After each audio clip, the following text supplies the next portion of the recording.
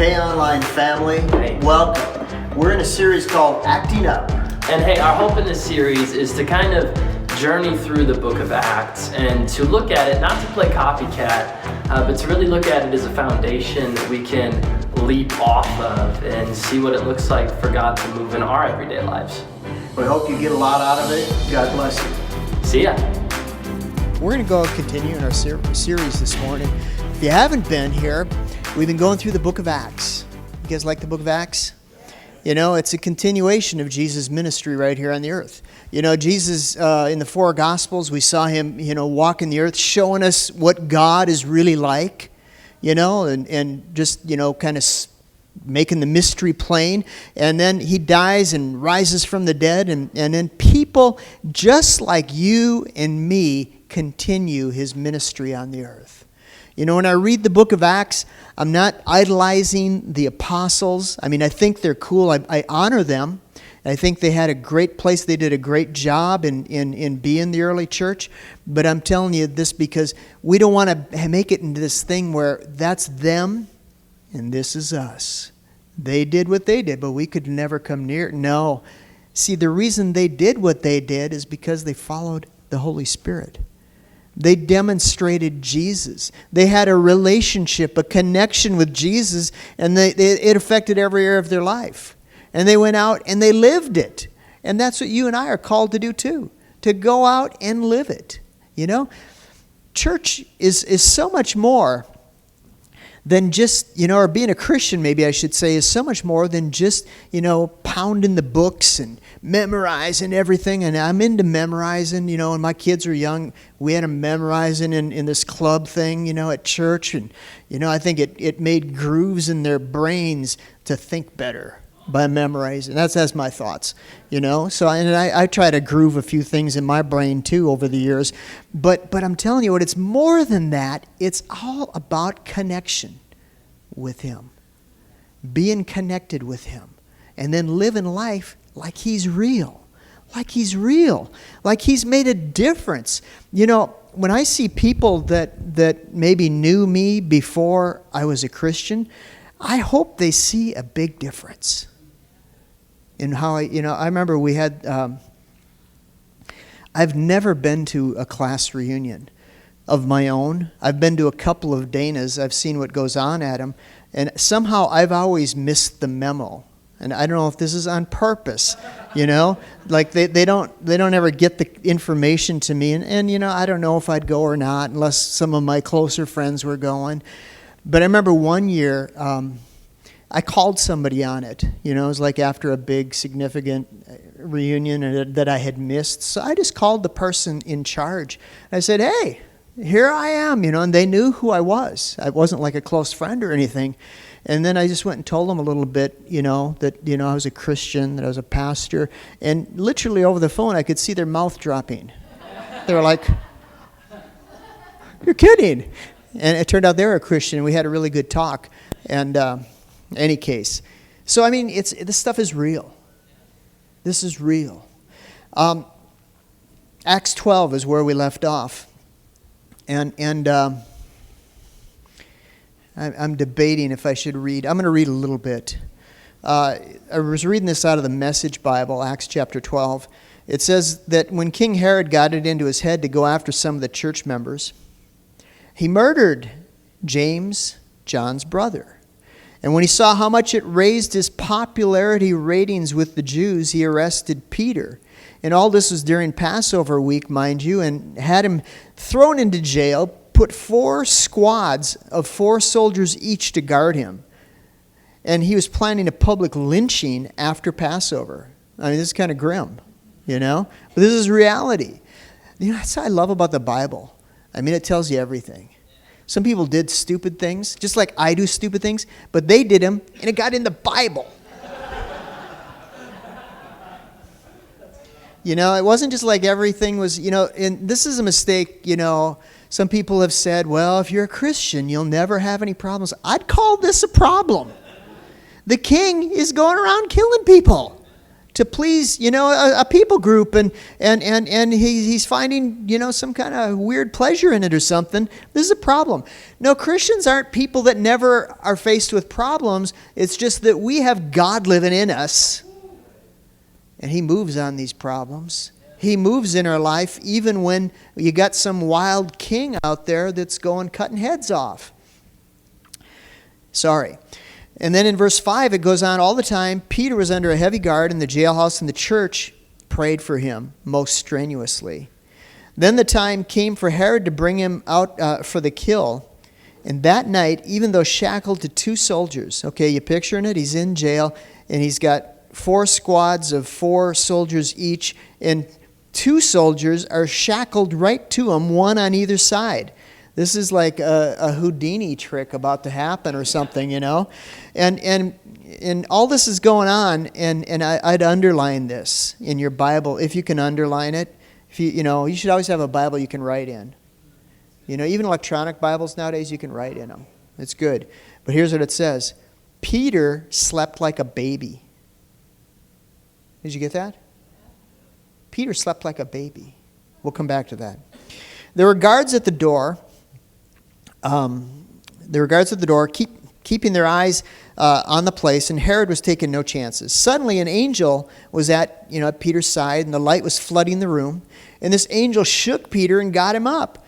Hurry! The handcuffs fell off his wrists, and the angel said, "Get dressed. Put on your shoes." And Peter did it. "Then grab your coat and let's get out of here." Peter followed him, but he didn't really believe it was going on. He saw the angel, but he thought he was dreaming. And he got past the first guard and the second, and then came to the iron gate that led to the city, and it swung open before them on its own. This is like an electronic gate before electricity. And out there, they're on the street, free as the breeze. At the first intersection, the angel left him, going his own way. And that's when Peter realized, this is no dream. Is that just like real life? You just thought, this is really happening. Wow. And he says, I can't believe it.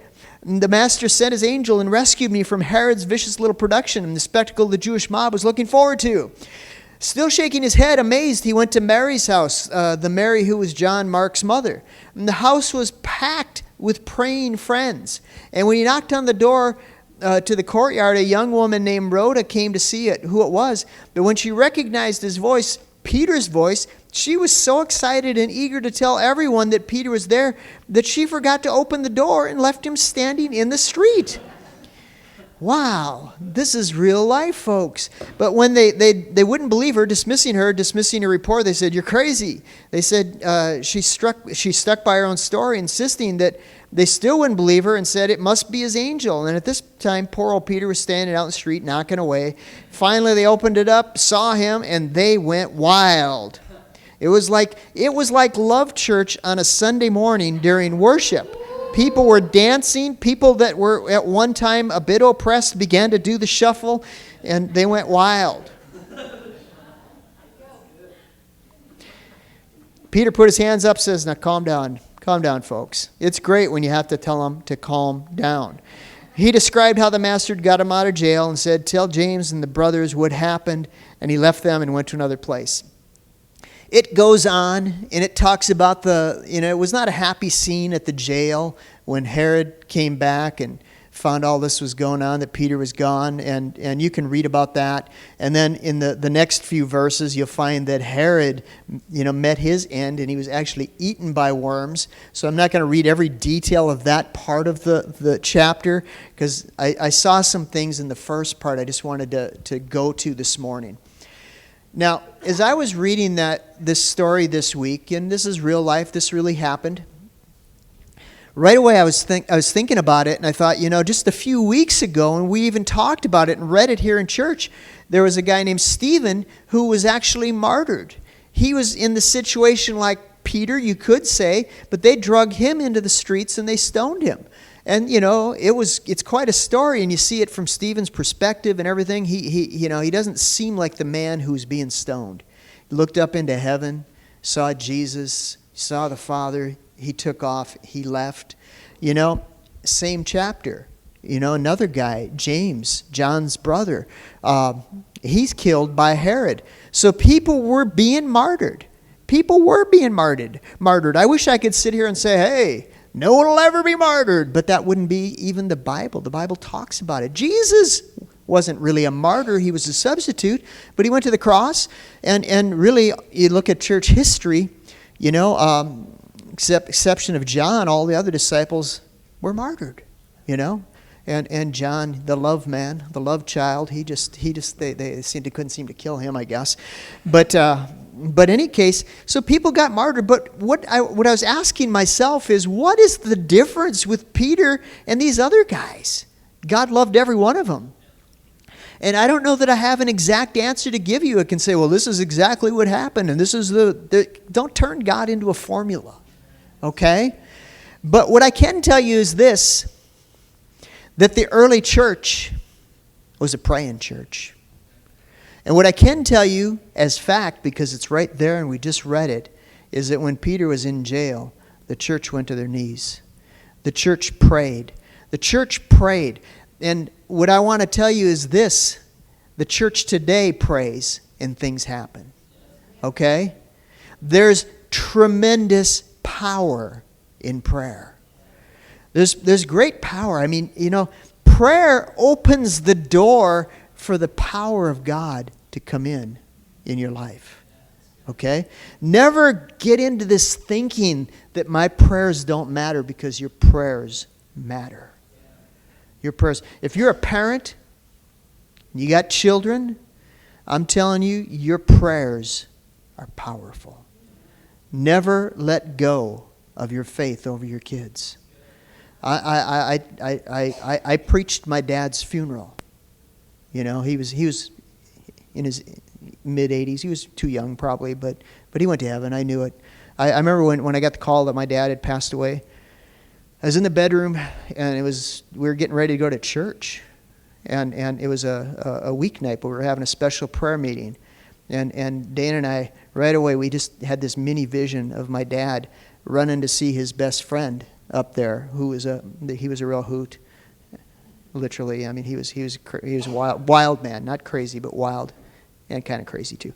But anyway, I'm sure the two of them were up there just jumping and shouting and all this. But when I preached my dad's funeral, I told people this. I said, when I was a young man running from God, I called my dad up one night and I said, Dad, I'd appreciate it if you'd do me a favor. He says, what's that? I said, would you please quit praying for me? Because your prayers are making me miserable. And I didn't give him, I guess, every bit of detail, but I just was pleading my case. And I was so ignorant, so naive, and I didn't realize that in dad language that meant crank the volume up. And it was just a matter of months at that point until I had a glorious encounter with God and my life changed. Your prayers make a difference. Your prayers matter. John Wesley, a great man of God, founder, I guess he would be the founder of the Methodist Church, I think. and I got sometimes, anyway, yeah, got a few yeses. He made this statement once. He said this. He said, it seems that God can do nothing on the earth unless a man prays. We could say, or unless a woman prays. In fact, a lot of us men would be in trouble if a woman hadn't prayed. The key is this. Prayer opens the door for God to move.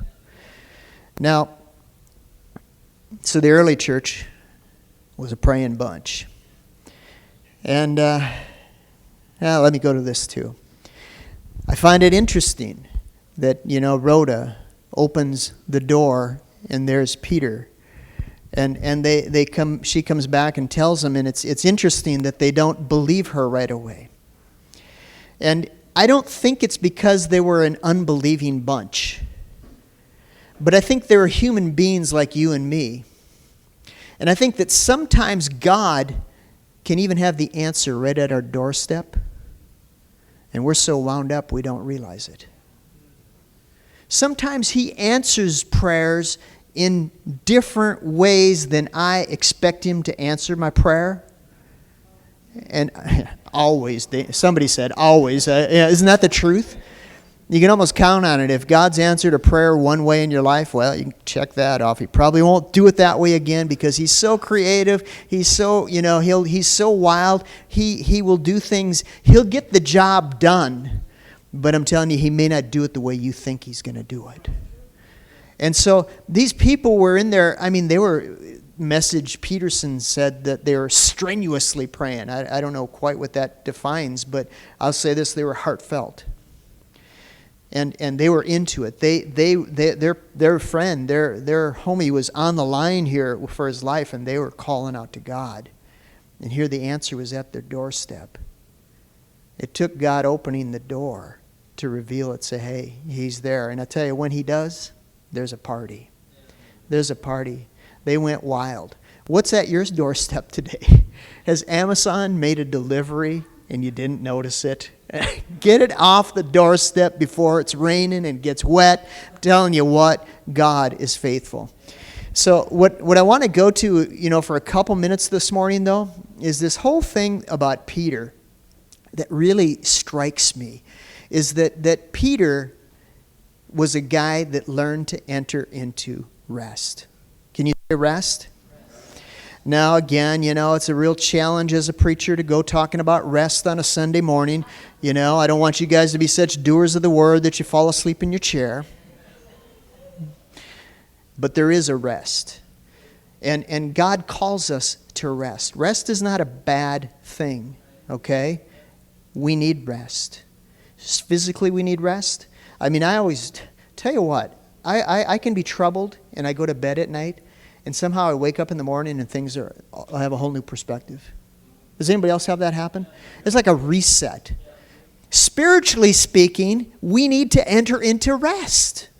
And Peter, he gives such a dynamic example of rest. What kind of things are you facing today? Maybe there's financial pressures. Maybe there's family pressures. Maybe there's people pressures. Maybe, the job has got pressures. I don't know. There's all kinds of pressures. There's all kinds of drama in life. But Peter was chained up in jail, chained up to soldiers on either side, soldiers watching him. And what are they watching him for? So they can keep him preserved until they can kill him in the morning. That's drama. That's pressure. And Peter's sleeping like a baby. Now mind this, Peter is the same guy that a few years earlier is pulling out his sword and cutting off ears. This is the same Peter. Peter walking water Peter. And he's come to this place in life, he's come to this place in his relationship with the Lord that nothing is moving him. Nothing's moving him. I can say this, I'm not always there. I'm not always there. Sometimes I can get rattled. Sometimes I'm shocked. I was just thinking this morning, we have pretty good control in our house over rodents and things. The only rodents are in the garage or outside, Dana and I, we like to go on walks. And one morning we're both sitting out in the garage steps putting on our shoes, and I'm grabbing my shoe to put it on. I go to stick my foot in, and a mouse jumped out. Let me tell you what. I woke up quick. You know that jig she's talking about? I did that jig right then. When we came to, we said, wow, man, let's call Orkin. Let's take authority over those mouse. They're even going beyond the house now. Anyway, but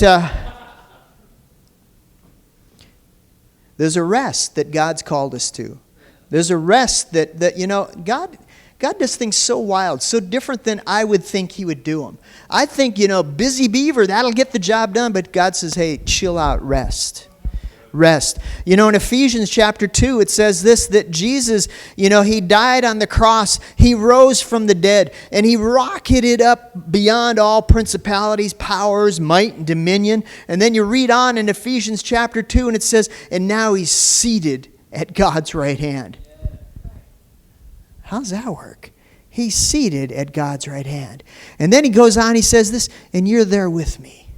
You're there with me, seated with him. There's a tremendous power in taking your seat. There's a tremendous power in resting in him. I've said this for years, that seat is like your prayer chair. Seated with him. Prayer, getting stuff done, but looking to him. I'm all over my notes today. Okay, it's all right. We'll come to it. So this rest that we want to enter into, it's choice. Life is full of drama. Here in this world there's drama. You don't need to look for drama. Drama will find you. Okay? Drama, what I would say drama is a distraction in our life from God's presence. Okay? That's what drama is. It's like a distraction from God's presence. I love that Peter is like an example. That in some of the most hyped up drama I can think of. It's more hyped up than a 24 episode. He's just tied up, bound up in jail, ready to be killed. And there, something's happening, man. You don't want to leave the room to get a Coke or anything at this point. Something is going down. And Peter falls asleep. He's entered into rest. He's entered into rest. He's put himself in God's hands. He's become more aware of God than he is the surroundings. More aware of God than he is the problems that confront him. More aware of God than the drama life is bringing. Ephesians 6:12, let me read this. It says, this is the portion of Scripture that is just coming into Paul, the Apostle Paul, talking about the armor of God. And in Ephesians 6:12, he says this. He says, we don't wrestle against flesh and blood, but against principalities and powers and rulers of darkness of this age, against spiritual hosts of wickedness in heavenly places. Now, let me read a different version to you. This is the J.B. Phillips translation, and he said it like this. He said, our fight is not against any physical enemy. It's against organizations and powers that are spiritual. We're up against the unseen powers that control this dark world, spiritual agents from the very headquarters of evil. I like that one, But what it says is this, is there is a battle out there, okay? There's a battle in the spirit. There's a battle that's not seen by the natural eye. Okay? Even when Peter was in jail and all this stuff was going on, the battle was really a spiritual one that affected the physical world. So let me bring it back to another perspective here. People are never your enemy. Okay? Even in the story of Peter, Herod, he was not a good guy. But he wasn't the real enemy. He was being used by the real enemy. Don't have your eyes against people. Okay? Have your eyes on God. He's your deliverer. He's your strength in the midst of these things. What I want to get to is this, in talking about rest and talking about peace and talking about fighting this battle, fighting the fight of faith, is it gets down to is choices. Choices. What it gets down to is choosing what you're going to think. Are you hearing me today? Choosing what you're going to think. Let me back up and just make this statement too. Always deal with problems. When problems come in your life, I know I'm speaking to someone out here today. When problems come in your life, always deal with things spiritually first. And if you deal with things spiritually first, many times the natural will just come in line. But even when it doesn't, when you deal with them spiritually first, you'll walk it out in grace. You'll walk it out in grace. Dana and I experienced such grace when we were on our vacation. We had 6 days of driving because we went out to visit our daughter in Portland. We did more days driving than we did days with Ben and Casey. I forget, it was like 5 days with them and 6 days on the road. But it was just like every day we were driving like 10 to 12 hours, and get to the next place. And we loved it. It was fantastic. You know, Dana was going wild with her picture taking and Instagramming and all this stuff, and I just kind of dig driving, you know, and we just trusted God for our stops, where we were going to stop. And you know, man, one time we even stopped and it turned out to be like a national park. We saw these beautiful, you know, mountainous scenic things, you know, painted desert or something. I don't know, but it was like, wow, Dana, so good. God's grace makes things work, okay? Praying first, taking care of things spiritually first, lets you walk things out in His grace and His power. So I'm talking about choices, talking about choosing what we think. You know, Pastor Stephen said it in one of the services this morning. He says, we don't talk about mountains, we speak to them. Ephesians 4:23, it says this, it says, be renewed in the spirit of your mind. The Jerusalem Bible says that your mind must undergo a spiritual revolution. Your mind must undergo a spiritual revolution. A revolution is when one party rises up and overthrows the existing government, okay? That's what a revolution is. Dana and I lived through one back in the 80s down in Haiti. And they're not a fun thing to live through. You know, I'm not saying that, but I'm telling you what, God's called us to have a revolution in the way we think. That we don't let our minds run wild. You know, the strongest Christians I know, people that walk with God for decades, that are looked on by the masses as being just so godly. I'm telling you what, every one of them has to choose the thoughts they take. You'll never get to this place in your Christianity, in your life, where you don't have to deal with your thought life. Okay? Everyone. I've had people come to me over the years for counseling. They say, oh, I'm such a sinner. I said, well, what did you do?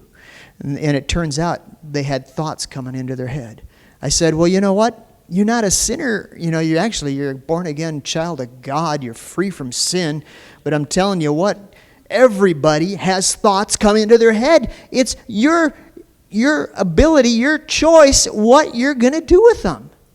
And growing up spiritually as a Christian, becoming a mature Christian, just means that we recognize some of these thoughts that aren't from God, and we say, we're not going to give our mind that any place in our mind to dwell. We're going to think God thoughts. We're going to run things through a filter. We're going to say, does this line up with who I am? Does this line up with what God says about me? Does this line up with the Word? Well, if it doesn't, then I'm not going to give it a place. That's how you enter into rest, is choosing thoughts one at a time. Magnifying God, making Him bigger in your thinking than any problem could ever be. Just Isaiah 26:3, it says this. I would guess a lot of you know this one. It says, He'll keep you in perfect peace.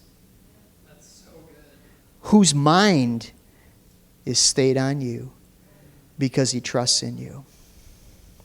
In Hebrews chapter 4, really, it seems to me the whole chapter, the theme is what Peter was practicing here in Acts chapter 12. In Hebrews chapter 4, woven through the whole chapter, is this idea that there is a rest for the people of God. That God, you know, He created the worlds and everything in them in 6 days, and then He sat down and He rested. You know what? God's calling us to a rest. To a place of rest in Him where we trust Him with our lives.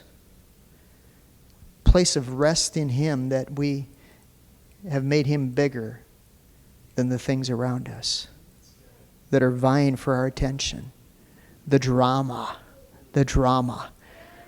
We had a preacher in here one time. He said, people are talking about debt-free. He says, I'm just asking for a little drama-free. Brian Clemmer, that's who that was. So anyway, let me just finish on this. This is a psalm. Psalm 46, I could read this whole chapter, and I was going to, but I'm just going to read you a couple verses out of it. But know this, that the end of this chapter is the infamous words that say, be still and know that I'm God. Be still and know that I'm God. But the first part of the chapter goes like this. It says, God is our refuge and strength. You say amen to that? I like the next part. It says he's a very present help in time of trouble. I like that. God's a present help in time of trouble. It goes on, it says, therefore, I'm not going to fear. Can I say it a different way this morning? God's a present help in time of trouble. He's my refuge, my fort. Therefore, I can rest. I can enter into a rest. I can enter into the rest that He's called the people of God to come into.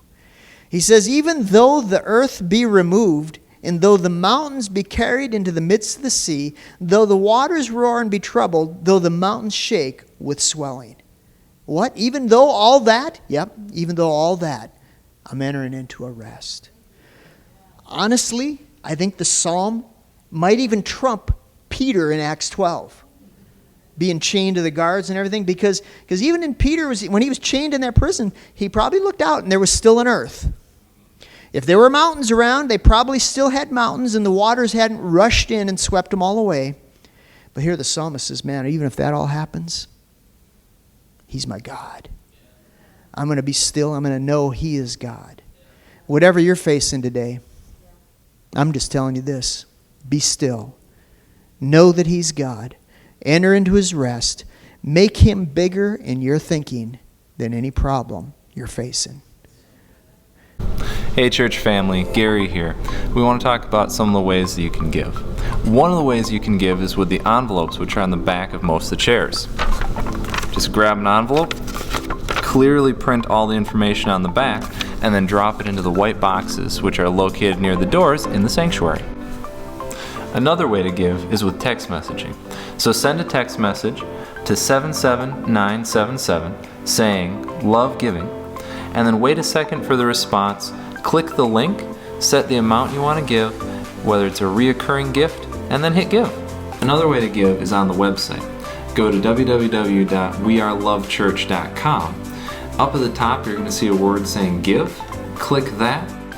You'll see a button that says click here to give. So go ahead and click it, and then it's going to take you to a page asking you the amount, whether it's a one-time gift or reoccurring gift. Go ahead and hit next and then confirm. Another way you can give is with the Love Church app. You can download it from the iOS store or the Google Play Store. Once it's installed, just open it up. You'll see a button that says give. Tap that, select the amount, whether it's a one-time gift or a reoccurring, and then hit give.